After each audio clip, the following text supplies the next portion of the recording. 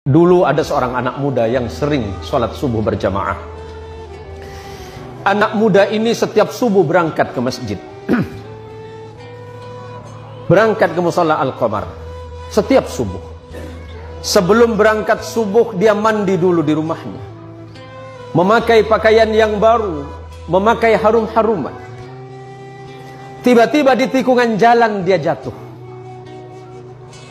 Jatuh di tikungan.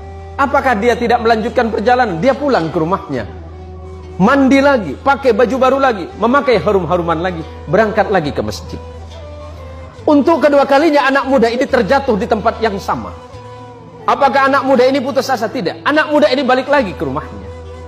Dia berganti pakaian baru, mandi, berpakaian baru, dan pakai harum-haruman lagi. Dan ketiga kalinya dia berada di tikungan jalan di tempat dia jatuh semula, dari pertama dan kedua kali, tiba-tiba ada orang tua yang sedang memegang lampu. Orang tua ini bertanya kepada anak muda ini, "Wahai anak muda, kamu mau kemana?" "Saya mau ke masjid, Pak. Saya mau sholat subuh." "Iya, dari tadi saya melihatmu dari jauh, engkau jatuh. Tapi setelah itu engkau pulang lagi, kemudian kembali lagi, jatuh lagi, dan kemudian engkau pulang lagi untuk yang ketiga kalinya. Jadi bagaimana, Pak? Takutnya kamu jatuh, saya antarkan kamu ke masjid." Diantarkan oleh orang tua ini pakai lampu tadi. Sesampainya di depan masjid, sesampainya di depan musalla Al-Qamar, anggap Al-Qamar.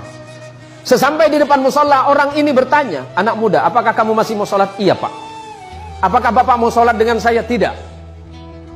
"Kenapa Bapak nggak mau sholat, cuma mengantarkan saya?" "Iya, karena memang tugas saya hanya ingin mengantarkanmu ke masjid ini." "Bapak kenapa nggak mau sholat?" Orang ini berkata, "Karena aku adalah syaiton." "Kenapa, Pak? Kok bisa?" "Iya. Hei anak muda, kamu tahu tidak yang menjatuhkanmu satu kali dan dua kali itu siapa? Itu saya." "Bapak siapa?" "Saya setan." "Tapi kenapa kalau memang Bapak setan masih mengantarkan saya ke masjid ini?" Apa jawaban setan? "Nak muda, ketika engkau tadi berangkat dari rumahmu dan aku jatuhkan di tikungan itu dengan harapan agar engkau tidak datang ke masjid, agar engkau tidak sholat berjamaah. Tapi ketika engkau pulang ke rumahmu, pada saat itu Allah mengampuni dosa kedua orang tuamu. Orang tuamu yang sedang berada di alam kubur, Allah ampunkan dosanya karena sebab engkau yang datang ke masjid." Yang kedua kalinya, ketika aku jatuhkan dengan harapan agar engkau tidak ke masjid, pada saat itu engkau kembali lagi, dan pada saat kembali itulah Allah mengampuni tetanggamu yang sedang tertidur pulas dalam keadaan tidak sholat.